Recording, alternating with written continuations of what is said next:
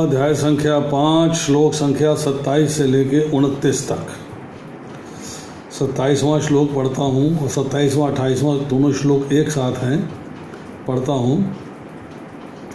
स्पर्शान कृत्वा बहिर्बाह्यान् चक्षु च एव अंतरे भ्रुवो प्राण अपानो समय कृत्वा नासाभ्यन्तरचारिणो यत इंद्रिय मना बुद्धि मुनिः मोक्ष परायणः विगत इच्छा भय क्रोधा ये सदा मुक्त एव सः। इसका अनुवाद पढ़ता हूँ। समस्त इंद्रिय विषयों को बाहर करके, दृष्टि को बाहों के मध्य में केंद्रित करके, प्राण तथा अपान वायु को नथनों के भीतर रोककर और इस तरह मन, इंद्रियों और बुद्धि को वश में करके जो मोक्ष को लक्ष्य बनाता है, वह योगी इच्छा भय तथा क्रोध से रहित हो जाता है। जो निरंतर इस अवस्था में रहता है वो अवश्य ही मुक्त है। देखिए, बहुत लंबा अनुवाद है और बहुत बढ़िया अनुवाद है। 6ठा अध्याय जो चलेगा ध्यान योग, उसके ग्लिम्स, उसका जो समझते इंट्रोडक्शन, उसकी बिगिनिंग यहाँ से की गई है। तो अब समझना ये है कि मैसेज क्या है इस श्लोक का, इस श्लोक का संदेश क्या है, इस श्लोक का मैसेज क्या है कि एक जो शुद्ध भक्त है, शुद्ध भक्त, वो हर समय, हर स्थान पे, हर जगह, हर क्षण भगवान कृष्ण की उपस्थिति को महसूस करता है। नंबर 1। नंबर 2, भगवान कृष्ण जो है यहाँ पर अष्टांग योग को इंट्रोड्यूस कर रहे हैं और उससे कैसे आप कृष्ण भावनाव्रत में लगोगे, कैसे कृष्णा कॉन्शियस बनोगे, उसका एक चर्चा की गई है, उसकी बिगिनिंग की चर्चा की गई है। अब देखिए क्या कहा जा रहा है कि स्पर्श आदि, जिसमें कि स्पर्श आदि में मतलब पांचों ज्ञान के इंद्रियों की बात इसके अंदर आ गई। कान की बात भी आ गई शब्द, आँख की बात आ गई रूप, नाक की बात आ गई गंध, जीवा की बात आ गई रस और त्वचा की बात आ गई स्पर्श। ये जितने इनके पांचों विषय हैं, जो बाह्य विषय, बाहरी हैं, ये इंटरनल नहीं है, बाहरी विषय बाहर है, ऑब्जेक्ट बाहर है। उस बाहरी विषय को मन से त्यागना है, मन से। अब कैसे त्यागेंगे आगे चर्चा करेंगे। और जो अपने नेत्र हैं, जो आँखें हैं, इनको भृकुटी, ये भृकुटी है, इसके मध्य में स्थिर करना है। और जो प्राण है वायु और जो अपान वायु है उसकी भी चर्चा करेंगे। प्राण वायु और अपान वायु जो है वो नाक में से अंदर जाती है और नाक से बाहर आती हैं। उनको सम करना, सम मीन्स बैलेंस करना है, दोनों को बैलेंस करना है, बराबरी करनी दोनों में। एक ज़्यादा होती है, एक कम होती है, परंतु यहाँ जो है दोनों को बराबर करना है। अब इसको करने के साथ साथ इंद्रिय, मन और बुद्धि, इन तीनों को जीतना है। मीन्स हमारा कंट्रोल इन पे होना चाहिए, इनका कंट्रोल हम पे नहीं होना चाहिए। ऐसा व्यक्ति जो मोक्ष की इच्छा करता है, मोक्ष परायण है, जो मोक्ष प्राप्त करना चाहता है, वो मुनि है। मुनि का अर्थ ये है मननशील, अर्थात हर समय भगवान का मनन करने वाला, हर समय भगवान का चिंतन करने वाला। ऐसा व्यक्ति जो इच्छा से, भय से और क्रोध से मुक्त हो चुका है, रहित हो चुका है, ऐसा व्यक्ति सदा ही मुक्त है। ऐसा व्यक्ति सदा ही मुक्त है। अब देखिए, विश्वनाथ चक्रवर्ती ठाकुर लिखते हैं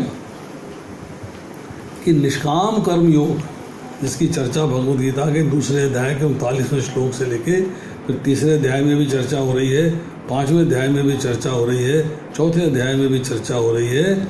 निष्काम कर्म योग अर्थात आपने अपने कर्मों के द्वारा अपने को भगवान से जोड़ना है, परंतु कोई कामना नहीं होनी चाहिए, निष्काम कर्म योग होना चाहिए। उस निष्काम कर्म योग से क्या होता है कि आपका मन, आपके अंतःकरण की शुद्धि होती है, प्योरीफाई होते हो आप। अंतःकरण की शुद्धि होती है, तब जीव को ज्ञान प्राप्त करने में सहायता मिलती है। जीव ज्ञान प्राप्त करता है, उसको ज्ञान प्राप्त करता मतलब ज्ञान प्राप्त करता है और ज्ञान समझ में आता है।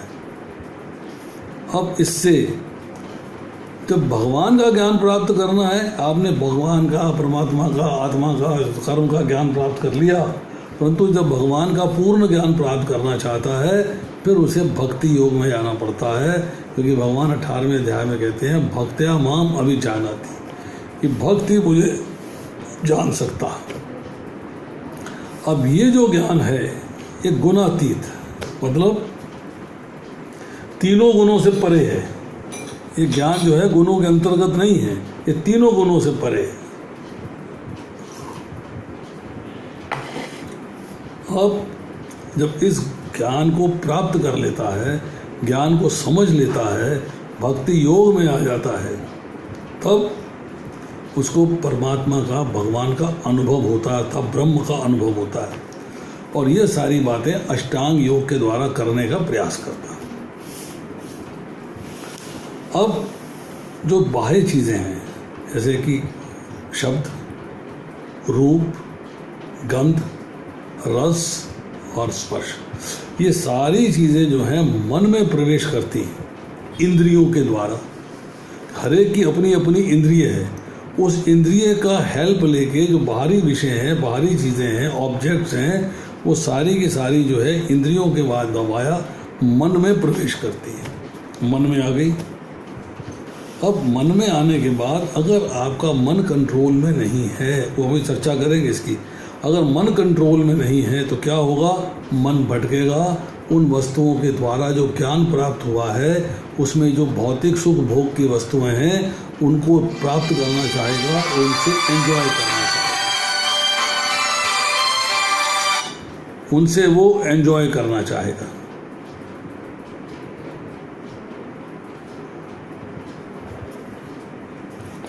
अब अगर ये बाहरी विषयों का त्याग हो जाए, आप इसको छोड़ दें, कैसे छोड़ेंगे, सेवा के द्वारा। कर्म योग में विषयों का त्याग करेंगे सेवा के द्वारा, और ज्ञान योग में त्याग करेंगे विवेक के द्वारा। विवेक means art of discrimination, intelligence के द्वारा आर्ट ऑफ डिस्क्रिमिनेशन, बुद्धि का प्रयोग करके कि किस तरह मैं बुद्धि से इनका त्याग कर सकता हूँ। अब देखिए, अब आती है बात कि इसमें शब्द इच्छा इस्तेमाल हुआ है, विगते इच्छा भय क्रोध, ये शब्द इस्तेमाल हुआ है। इच्छा किसकी है? दो इच्छाएं हैं मेन इस जीवन में। व्यक्ति का, हर साधारण व्यक्ति के पास दो इच्छाएं, एक है भौतिक वस्तुओं को प्राप्त करने की इच्छा, भौतिक वस्तुओं को प्राप्त करने की इच्छा, दूसरा है जीने की इच्छा, I want to live longer. और दोनों इच्छाएं कभी पूरी नहीं होती, अधूरी रहती हैं। कि मृत्यु के भय से तो बचाव नहीं हो सकता, जीने की इच्छा करते हो परंतु मृत्यु का भय तो लगा, उससे बचाव नहीं हो सकता, और क्रोध से छुटकारा नहीं हो सकता। वस्तु नहीं मिलेगी तो क्रोध आएगा, क्रोध से छुटकारा नहीं हो सकता। सो मुक्त होने के लिए इच्छा रहित होना जरूरी है। यही बात जो है भगवान दूसरे अध्याय में कहते हैं, यही बात दूसरे अध्याय में कही कि जो व्यक्ति इच्छाओं से मुक्त है, ममता से रहित है, अहंकार से रहित है, वो मुक्ति पाने के योग्य है। इच्छाएं आती हैं, उनको तुष्ट करने का प्रयास नहीं करता, परंतु यहाँ पर जो है इच्छाएं आए नहीं, अर्थात इच्छाओं का त्याग हो जाए, इच्छा रहित हो जाए, तब वो जो है मुक्त होने के लिए उसकी एलिजिबिलिटी बनती है, योग्यता बनती है। अब तीसरी बात आई, वस्तु की इच्छा पूरी हो गई, आपने कोई चीज़ की इच्छा करी, वो पूरी हो गई, तो आप उसको जो पूरी करने का प्रयत्न करेंगे, ऐसा प्रयत्न और इच्छाओं को पूरी करने के लिए भी करेंगे, फिर और इच्छाएं आएंगी तो और उनको पूरी करने का प्रयत्न करेंगे। बट अगर आप इच्छा करते हो और इच्छा के अनुसार आपको सारी वस्तुएं नहीं मिलेंगी, वो मिलेंगी भाग्य से। अगर मेरे कर्मों के फल के अनुसार मेरे भाग्य के अंदर मेरे घर में जहाज खड़ा होना है तो मैं जहाज़ का मालिक बनूंगा। इच्छा करने से जहाज़ नहीं मिलने वाला मेरे को। और अगर मैं इच्छा करूं कि मृत्यु से बचाव हो जाए तो हो नहीं सकता। जब मृत्यु आनी है तब आनी है, उससे कोई बचा नहीं सकता। अब अगर जो है इन वस्तुओं की इच्छा ना रहे, भौतिक सुख भोग के भोगने की जो इच्छाएं हैं, जो सामान है, जो साज सामान है, इसकी अगर इच्छा ना रहे तो आप जीवन आनंदमय रह जाएगा। किसी ने पूछा कि आपको जो है दुख क्यों होता है? बोले दुख मुझे इसलिए होता है कि जब मैं सुख को प्राप्त करने की इच्छा करता हूँ, जब मैं सुख को प्राप्त करने की इच्छा करता हूँ तब मुझे दुख होता है। अगर मैं सुख को प्राप्त करने की इच्छा न करूँ तो मुझे दुख नहीं होगा। Then I will be comfortable. अब अगर जीने की इच्छा ना रहे, दूसरी पॉइंट क्या है कि जीने की इच्छा ना रहे कि आई वॉन्ट टू डाई। अगर मुझे जीने की इच्छा ना रहे तो क्या होगा कि मेरी मृत्यु भी आनंदमयी होगी, क्योंकि मुझे मृत्यु का डर नहीं होगा। I have to die, so I have to die. मुझे मृत्यु का डर नहीं होगा। I will be comfort, I will die comfortably. तो सदा मुक्त रहना एक प्रैक्टिशनर के लिए, कृष्णा कॉन्शियसनेस के प्रैक्टिशनर के लिए, साधक के लिए, वो स्वरूप से तो सदा मुक्त है, परंतु जब उसने इस संसार के अंदर, संसार जो विनाशील है, जो विनाश हो जाएगा, इस संसार के अंदर प्रकृति से, शरीर से संबंध स्थापित कर लिया, संबंध मान लिया, तब उसको मुक्त स्वरूप का अनुभव नहीं हो पाता। वो बंधन में आ जाता है और बंधन से बाहर निकलने के लिए उसको प्रयास करना पड़ता है।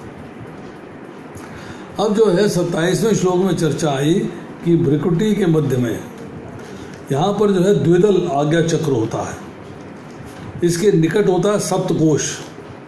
उसके निकट होते हैं जो सप्तकोशों में जो अंतिम कोश है, जैसे कि उन्मनी कोश कहते हैं। जब वहाँ पहुँच जाता है व्यक्ति, जब साधना कर लेता है, ध्यान योग लगा लेता है, जब वहाँ पहुँच जाता है तो उसको मोक्ष की प्राप्ति हो जाती है। मतलब तब मन वश में हो जाता है, भक्ति योग में आ जाता है, तब उसको जो है मोक्ष की प्राप्ति हो जाती है। अब देखिए आगे चर्चा करते हैं थोड़ी सी।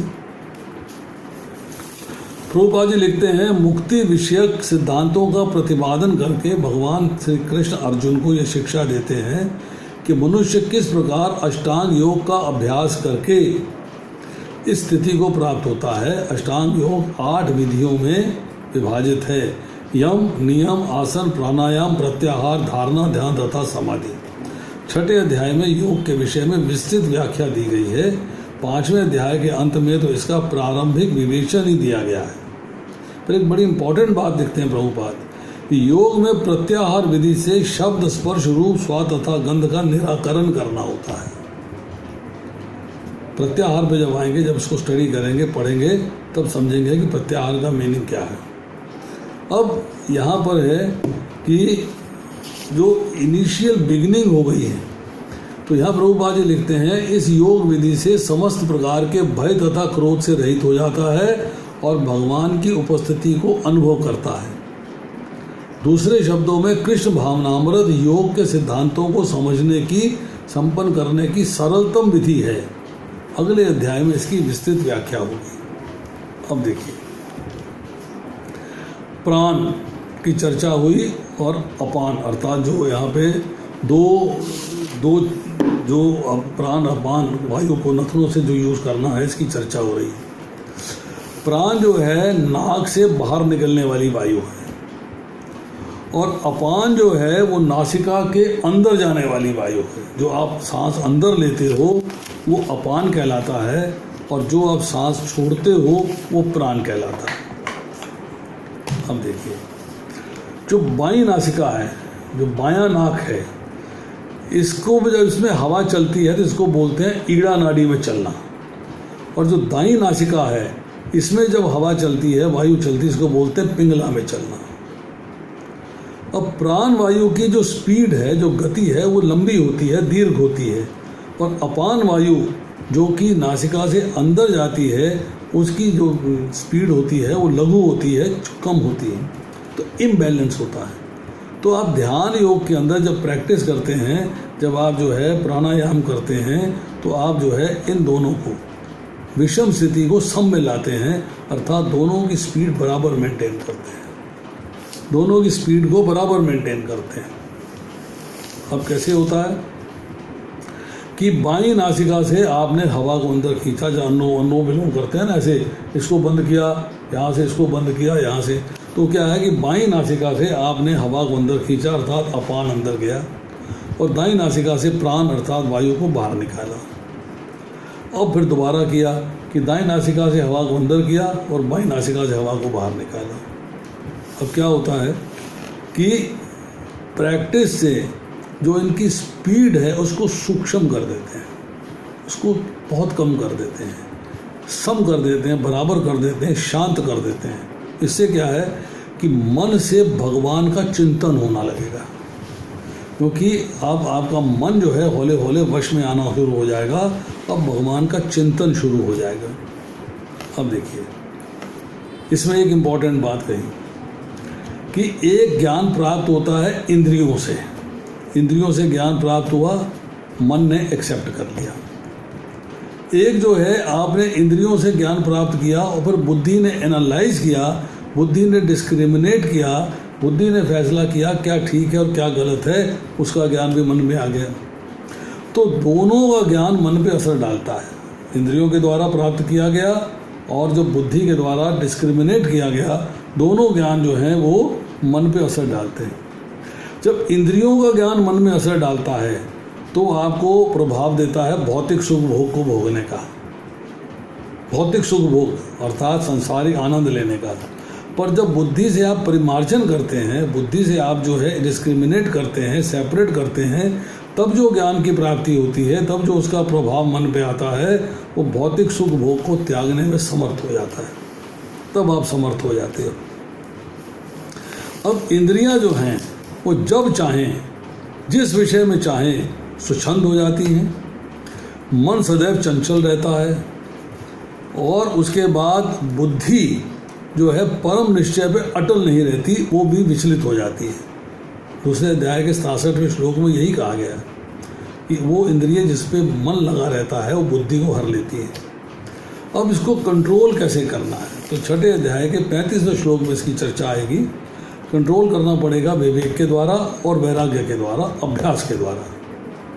मतलब आपने आर्ट ऑफ डिस्क्रिमिनेशन यूज़ करना है, क्या ठीक है और क्या गलत है उसको यूज़ किया, उसके बाद आप अभ्यास करेंगे और वैराग्य की स्थिति में आएंगे।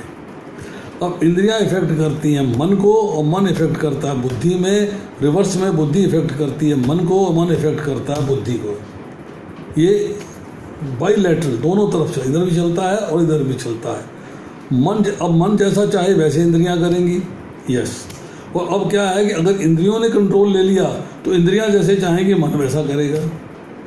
आँख से कोई चीज़ पसंद आ गई है तो मन उस पर लग जाएगा, पर अगर मन ने कहा नहीं ये चीज़ ठीक नहीं है तो इंद्रियों को उसको छोड़ना पड़ेगा। तो ये बाइलेटरल अफेयर है, इधर से भी चलता है उधर से भी चलता है।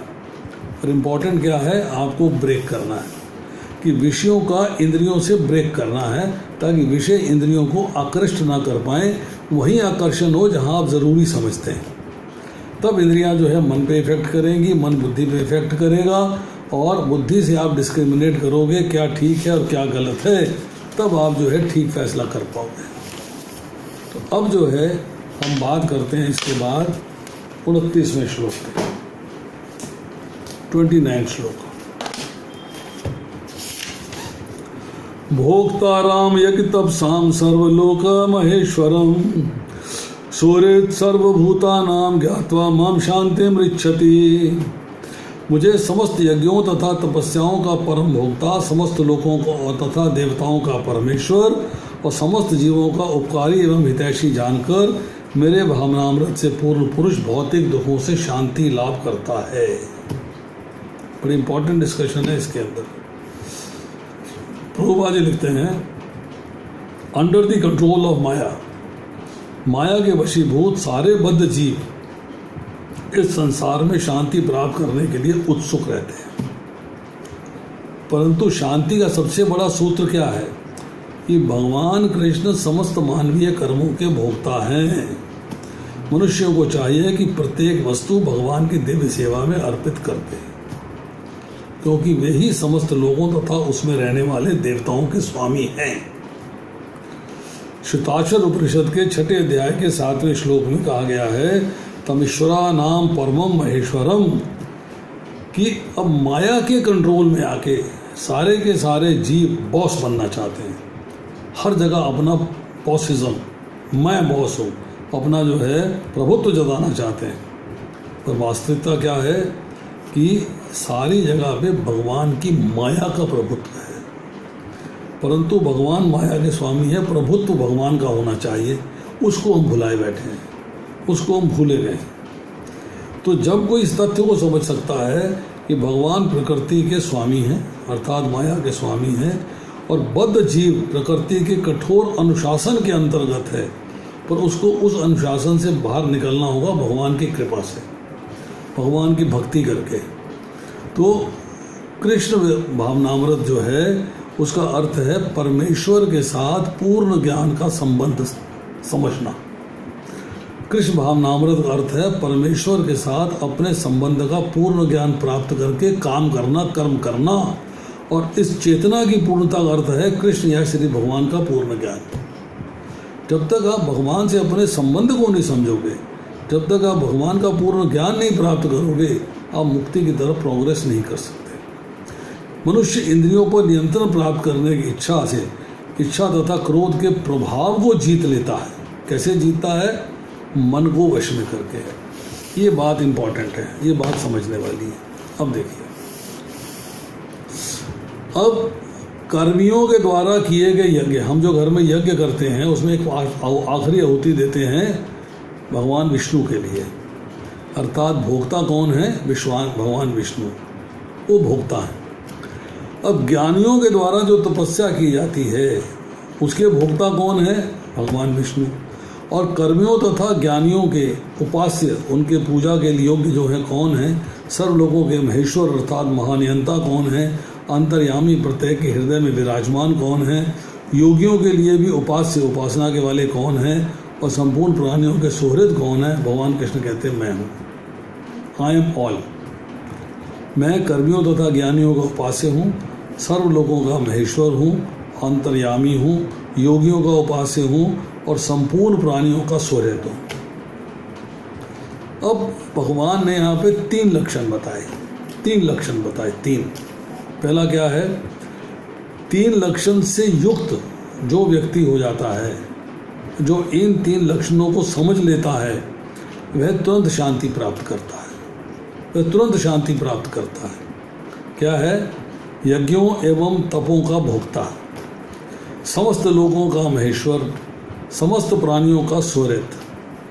अर्थात एक लक्षण से भी युक्त हो तो शांति प्राप्त कर लेता है, और तीनों से युक्त हो तो शांति 200% प्राप्त है, फिर कोई कमी नहीं रहती। श्रुति कहती है, जैसे प्रभुपाद जी ने कोट किया है, तम ईश्वरनाम परमम महेश्वरम।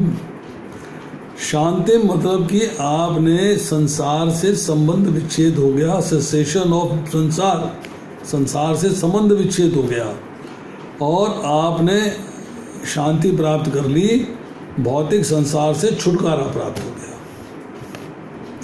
अब आती है बात सुहृद। सुहृद का अर्थ है, सुहृद है दो व्यक्ति सुहृद है आपके पास, एक भगवान और एक भक्त।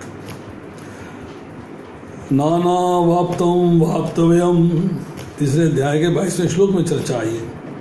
भगवान को किसी से कुछ नहीं पाना है, स्वाभाविक ही सबके सुहृद हैं। सुहृद सर्वभूता नाम, हर एक प्राणी के सुहृद हैं, उसके हितैषी हैं, उसकी हित जानने वाले हैं। अगर बुरा भी वक्त आता है तो आपके पाप कर्मों को भुगता रहे हैं, जिससे कि आपको फिर दोबारा से भगवान की भक्ति करके भगवान के धाम जाने की सुविधा प्राप्त हो सके। और भक्त सुहृद क्यों है? अगर एक्चुअल भक्त है, मतलब भक्ति में आगे बढ़ा हुआ है, वैष्णव है, तो उसको अपने लिए कुछ भी नहीं चाहना होती, वो सबका हित चाहता है, सबका हित खैर करता है, तो वह भी सुहृद है। यही बात जो है भागवतम में चर्चा हुई है, सुहृद सर्वदेही नाम, मतलब हरेक का सुहृद है। अब भगवान कहते हैं भागवत के अंदर 11वें स्कंद के अंदर कि मेरे स्वरूप का ज्ञान, अर्थात मैं तीनों गुणों से परे हूँ, मेरे स्वरूप का ज्ञान सत्व गुण के ज्ञान द्वारा नहीं जाना जा सकता, मुझे केवल भक्ति के द्वारा जाना जा सकता है। यही बात जो है भगवान कहते हैं भक्तया अहम एकया गुह्यो, और भगवत गीता में कहा भक्तया माम अभिजानाति, भक्त ही मेरे को भक्ति के द्वारा जान सकता है। ज्ञात्वा मामा, मैं परमात्मा के रूप में जिन योगियों की पूजा का लक्ष्य हूँ वह मेरा स्वरूप जानने के बाद मोक्ष शांति को प्राप्त करते हैं। वो समझ लेते हैं कि मैं कौन हूँ और वो कौन है। वो स्वरूप जब जान जाते हैं उसके बाद मुक्ति के योग्य बनते हैं और निष्काम कर्म करते हैं। इसके द्वारा ज्ञानी और कर्म योगी जीवात्मा तथा परमात्मा के ज्ञान को प्राप्त कर लेते हैं और फिर मुक्ति को प्राप्त करते हैं। यही इस अध्याय का सार है। ये बात विश्वनाथ चक्रवर्ती ठाकुर ने लिखी है। निष्काम कर्मणा ज्ञानी योगी चात्र विमुच्यते ज्ञात्वा तम परमात्मनः यथार्थार्थ। मतलब आप जो है निष्काम कर्म के द्वारा ज्ञानी और कर्मयोगी जीवात्मा तथा परमात्मा के ज्ञान को प्राप्त करके मुक्ति को प्राप्त करते हैं। अब जब सुहृद की बात आती है तो उसमें एक शब्द समझने वाला है बंधु, एक शब्द है मित्र और फिर है सुहृद। बंधु क्या है? बंधु is official friendship. Prabhupada ji का एक सीटल का लेक्चर है 14वें अध्याय भगवद गीता के 14वें अध्याय का 10वां श्लोक के ऊपर। बंधु का मतलब है ऑफिशियल फ्रेंडशिप, मित्र का मतलब है सोशल फ्रेंडशिप और सुहृद का मतलब है रियल फ्रेंडशिप। ये